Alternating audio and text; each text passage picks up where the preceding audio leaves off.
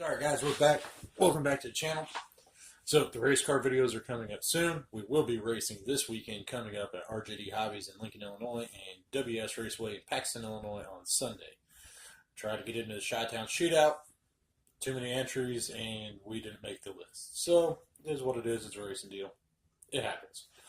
So we're still going to have fun. In the meantime, while I'm waiting on parts for the race cars to get here so I can finish those videos, I'm still doing the trail truck stuff this year, and I will be competing at Country Grammar, Recon G6, and Missouri State Tough Truck Championships, April 4th and 5th in Jadewood, Missouri. So for that event, I had to have a driver figure for my truck. Well, my old lady was out the other day, and we were shopping, and she found this guy, who she said looks like me when I don't shave. And he's a wrestler. I'm not into wrestling, so don't really care, but he looks really good in the beater truck. So I will do this video on how to get this guy mounted up, what we got to do to him to get him in the truck and set up so he don't go flopping around or moving anywhere, and get that done. And that gets us our mandatory driver figure for Country Grammar and the other recon events I'll be doing this summer, along with trying to get out to the Team K&K Tough Truck Challenge in Lebanon, Ohio in April. So I'll clip this away, get the other camera set up. I've already got the interior pulled out of our truck, and show you what we got to do to this old green guy to get him mounted up and sitting in the seat, and how I'm going to fix these joints because they are kind of loose so they're not flopping around in the truck, and figure out exactly what position we want them in and show you how I'm locking this guy in. So we will be back. Alright, so here we got him kind of roughed in the position he's going to be in. You can see he's not quite against the seat yet. And the seats that come in this particular truck are really flimsy. So you can see they don't center up with the dash. But when we get done locking him in place, the dash sits square and the seats go back to sitting level. And we're going to make a little stand for the seat just to kind of reinforce it off the floorboard in the truck.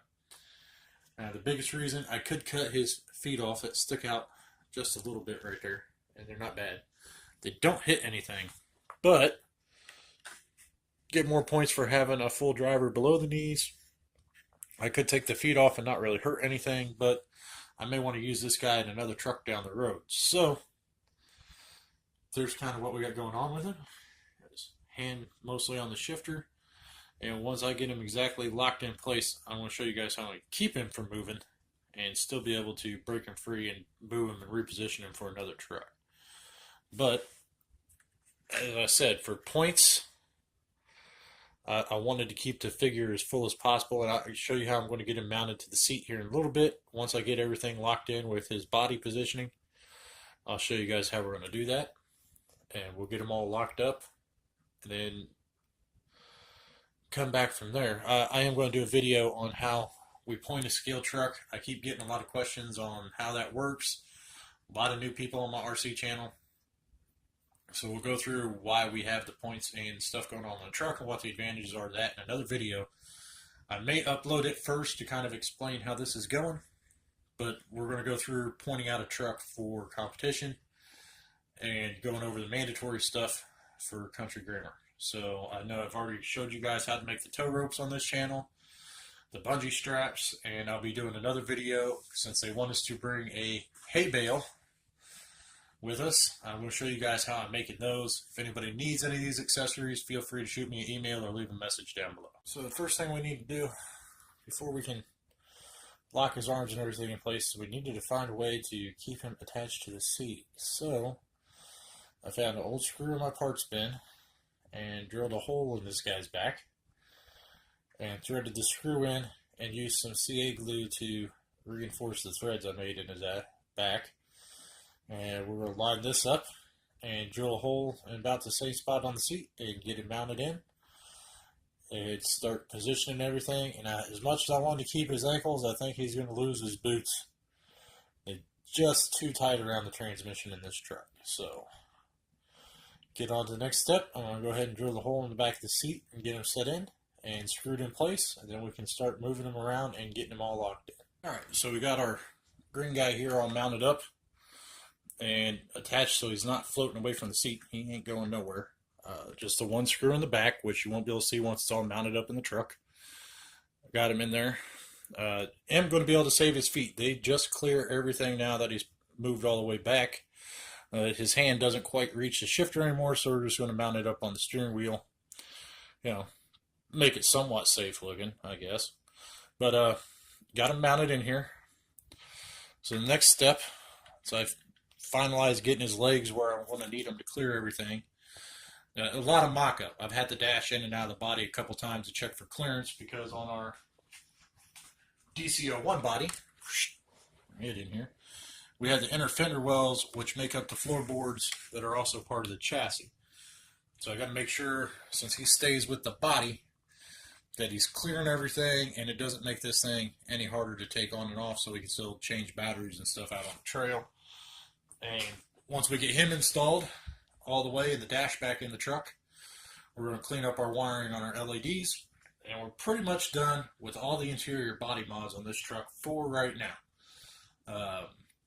Maybe taking some styrene and making a transmission tunnel for this. Don't know yet. It's not mandatory. I might do it just because, but I don't have to have it. And there's a lot of stuff going on in this truck where the transmission sits pretty high above the frame rail with the drive shaft and my current speedo situation. But if everything goes right and I get my new speedo and motor system here, then I'll have enough wiring that I can move the speedo and relocate stuff and go that route. But for right now, we're dealing with what we got. The truck has plenty of power the way it is, but it is an older brushed motor that I kidnapped out of another truck. So before the event, I would really like to slap a brushless setup in here just to have some power for the pulling events that are going to be happening at the TTC Challenge. So get back to putting our driver back in this truck and getting him set up, and I'm going to show you guys, once I get him all finalized in position, how we are locking him in place. Right, guys, so we got him mounted in here, got him screwed to the seat, got him locked in place. I was able to save his boots, got him all mounted up to our steering wheel.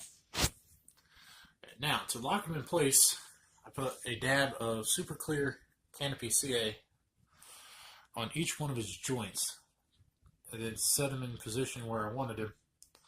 And once his glue dries, he'll be locked in. However, since this is CA glue, we can get debonder or fingernail polish remover at a later date and pop our glue joints loose if they don't break loose on their own. I did not put a whole lot of glue on any of these joints, just enough, you see right there on his shoulder, to hold the arms in position where I want them. Did not glue his hands to the wheels. They're free on there. You can see the little dab of glue I put on his wrist. It doesn't take much of this stuff to lock him in.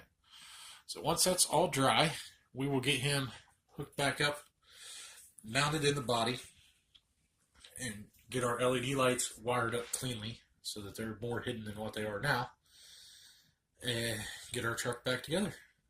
Well, I will see you guys when this project is finished. Alright guys, we got him mounted in the truck. Got him holding on the steering wheel.